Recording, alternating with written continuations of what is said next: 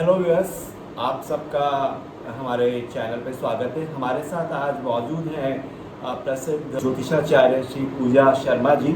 और आज हम पूजा शर्मा जी से कुछ पूजा जी, आपका हमारे चैनल पे बहुत बहुत स्वागत है। नमस्ते, hello to all viewers, thank you so much. Pooja ji, आज आपके साथ पॉडकास्ट करने का सौभाग्य मिला, तो हम चाहेंगे कि कुछ ज्योतिष के साथ साथ जो आप जीवन में कई बार मार्गदर्शन हमें लोगों को बताती हैं, कुछ गाइडेंस देती हैं, तो आज हम बात करना चाहेंगे ओपन रिलेशनशिप के बारे में कि ओपन रिलेशनशिप आज के दिन कितना रेलिवेंट है और आपको लगता है कि सही है या ये गलत है। इस पर हम आपकी राय और आपका मार्गदर्शन जानना चाहेंगे। Thank you so much for raising this question Pradeep जी।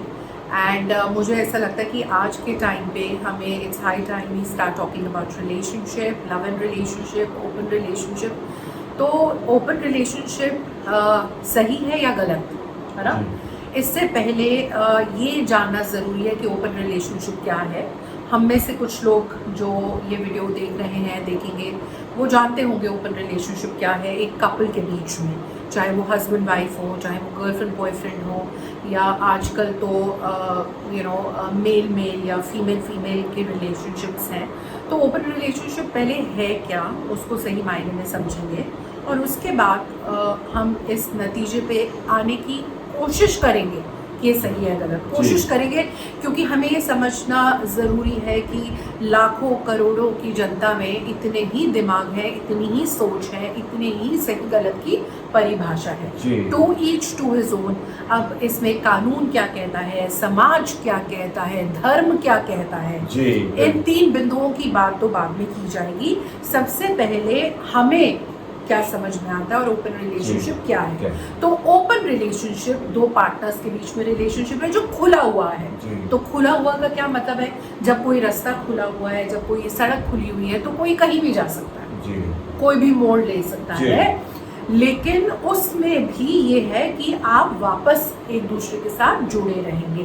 जैसे एक पतंग की डोर है, वो कहीं भी जा रही है लेकिन डोर जो है वो चरखड़ी से जुड़ी हुई है। तो अगर एक दाम्पत्य जीवन में एक स्त्री और पुरुष के बीच में, हस्बैंड और वाइफ के बीच में, अगर वो दोनों म्यूचुअली डिसाइड करते हैं, देखिए ओपन रिलेशनशिप एक्चुअली कॉन्ट्ररी हो गया चीटिंग के, जी बिल्कुल, बिल्कुल, या एक्स्ट्रा मैरिटल अफेयर के। बिल्कुल। तो एक्स्ट्रा मैरिटल अफेयर या चीटिंग क्या है? जो हस्बैंड वाइफ में एक पार्टनर को पता ही नहीं और दूसरा बाहर अफेयर चला रहा है और वो पकड़ा गया तो चीटिंग है या एक्स्ट्रा मैरिटल अफेयर है। पहले तो इनफिडेलिटी पे आप डिवोर्स का ग्राउंड भी था। तो ओपन रिलेशनशिप में क्या है, किसी भी वजह से दोनों पार्टनर्स ने ये डिसाइड किया कि हम साथ रह रहे हैं। शादी या जो आपका सो कॉल्ड प्राइमरी रिलेशनशिप है, सेकेंडरी रिलेशनशिप्स आप कर सकते हैं, प्राइमरी रिलेशनशिप आपका साथ में है।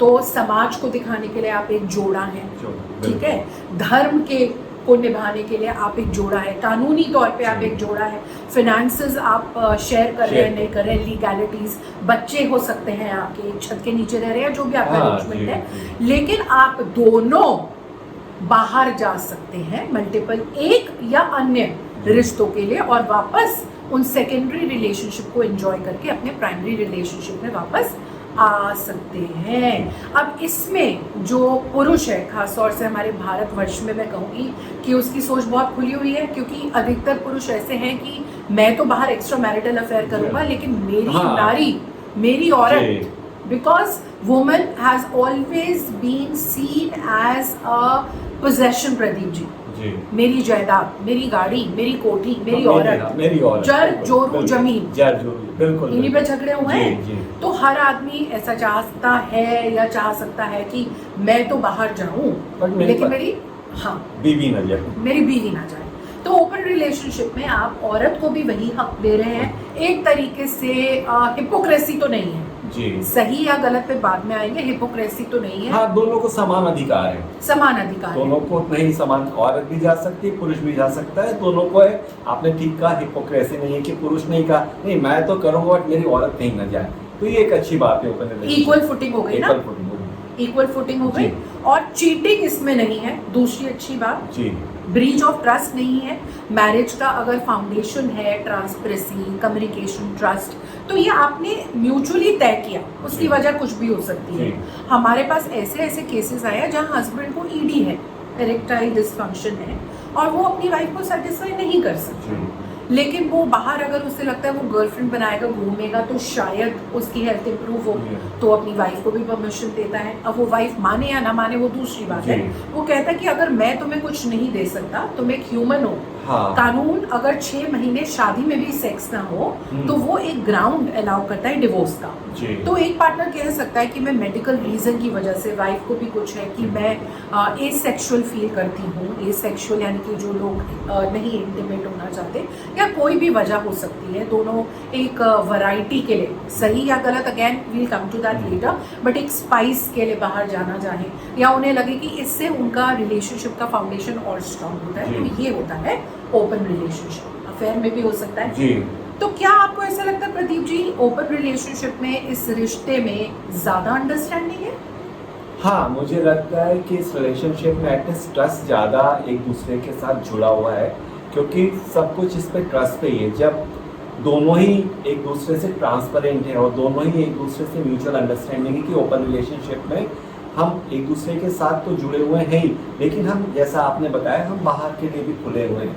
तो ये थोड़ा सा कम से कम ट्रस्ट फैक्टर यहाँ पे बनता है, चाहे कारण कुछ भी हो, बट एटलीस्ट दोनों को पता है, दोनों ट्रस्ट भी अगर मैं ना कहूँ तो एटलीस्ट दोनों जानते हैं कि हाँ, ये सबसे बड़ी बात है। जी, तो कारण मेडिकल ग्राउंड हो सकता है, वैरायटी हो सकता है, आपकी 20 साल की शादी हो गई, आप कुछ एक्सपेरिमेंट करना चाहते हैं, कुछ लोग ट्रैवल करके एक्सप्लोर करना चाहते हैं, कुछ लोग पंची जंपिंग या एडवेंचर करके, या कुछ लोग खाने में एक्सप्लोर, आज मैं मोरोकन कुजीन खाऊंगी, आज मैं श्रीलंकन कुजीन खाऊंगा। So it depends, to each to his own.